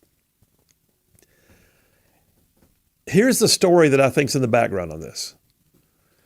ICE went after them. How did ICE know they were there? because I believe that there are rank and file members of Customs and Border Patrol who are so sick of being told to stand aside and do nothing that they're making sure that other departments know stuff. And that I'm not going to be a bit surprised to find out that ICE chose to go and do what it did without calling Merrick Garland and saying, do you mind if we do? Without calling Mayorkas and saying, do you mind if we do? I think that they did a brother to brother rank and file handoff of something, and they went and did something, and now it's made headlines. And oh, by the way, it's not often that we get these arrests coupled with an immediate headline. So don't tell me that there aren't people within government that are getting sick and tired. And I think they are. Speaking of sick and tired, Lewis from Birmingham just said, sick and tired of seeing the Ukrainian flag flown in our halls of Congress as a celebration of their money laundering, while Russia openly flaunts the fact that they are off our coast and have no fear of disguising it. That's a fair assessment. Thomas from Athens, going back to my sovereignty dipper, says, I believe that Soros.com plans to make big money when the U.S. dollar tanks after the election of Biden, or rather his replacement, Newsom, counting on dim voting illegalities in swing states as conservatives do not vote in sufficient numbers to win. Yeah, you know what? Here's the thing. If you're out, and by the way, Thomas, your point is well taken. That's how Soros made his money, by shorting currencies. But here's the thing. You make a great point in the follow-up to your thing about Soros, about things that happen and voters being disenfranchised. And I've got a whole brand new podcast out about that today. I'll talk about that in a minute. But the reality is this. You got to go vote. And if you believe that you're concerned about voter integrity, you go vote anyway. If you have friends that live in Pennsylvania and they're worried about whether or not their vote's going to count, go vote anyway. At the very least, make them have to work to make your vote not count. Because you're absolutely guaranteed to miss every target you don't shoot at. So I say, go vote, and go vote. A couple more real quick. Navy Phil from Athens says there are probably American fast attack subs shadowing that Russian submarine. And I would believe you are correct, Navy Phil. The fact, though, that the subs are riding atop the water and we know they're there, that's part of the story here. They want us to know they're there. Tyler from Huntsville says, with regards to the transcript of Joe Biden that Merrick Garland won't give us, he says they also edited the transcript. I think they did. You're right. Barry from Fultondale says, Phil, have you seen where Katie Britt's call to Chuck Schumer to give a full briefing on the 8 ISIS-K terrorists that got caught at the southern border? I have not seen that yet. I'll look for that. That may wind up being a whole dipper here pretty soon. And then Badger from Athens is texting in and says, happy hump day. Man, we're taking it all the way to go home time. Big Rig, take me to a break, brother. We'll do that right now. We'll come right back. I'll tell you guys about the brand new podcast that's out and wrap the show for the day. Phil Williams, Rightside Radio. Y'all stay tuned. We'll be right back.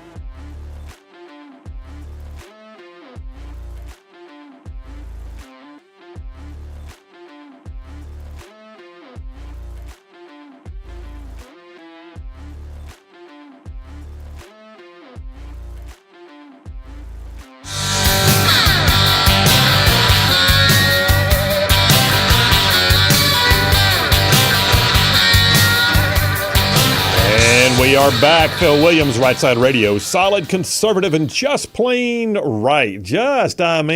Making common sense like a superpower. Hey, I'm going to the phones here momentarily, but I want to tell you guys, so really stoked about the new Right Philosophy video podcast. So part of this gig, Rightside Radio is what most of y'all know, but Rightside Radio is technically part of the broader picture, which is called Rightside Media. And Rightside Media is our company.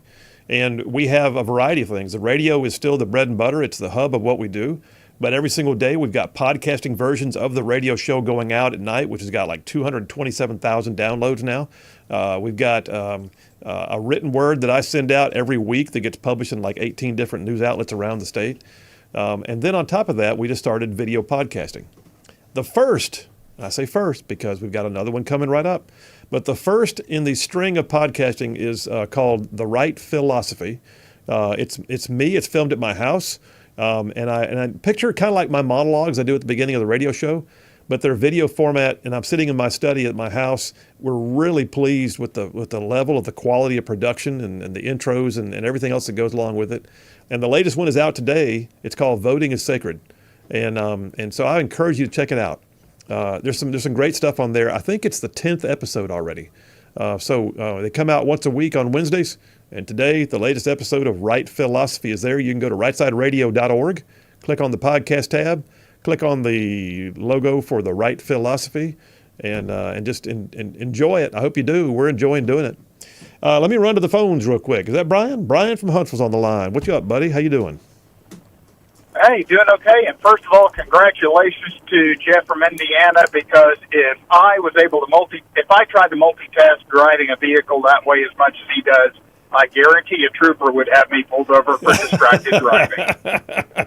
And he does it all, by the way, with a camera in the cabin because his employer can see everything he's doing. Well, in any case, congratulations, my friend. You are better than I am at multitasking. Oh, outstanding. But speaking of Merrick Garland, the transcripts and contempt of Congress, I just have a couple of questions. I'll hang up and listen. Is his position impeachable?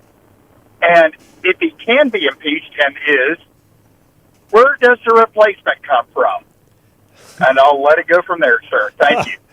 Well, that's a great question. Well, there's going to be a deputy who would automatically stand in. If you remember, we had a number of things that occurred, like when Jeff Sessions was gone, there was a deputy that stood in. When the Department of Homeland Security had changes, there was a deputy that stood in.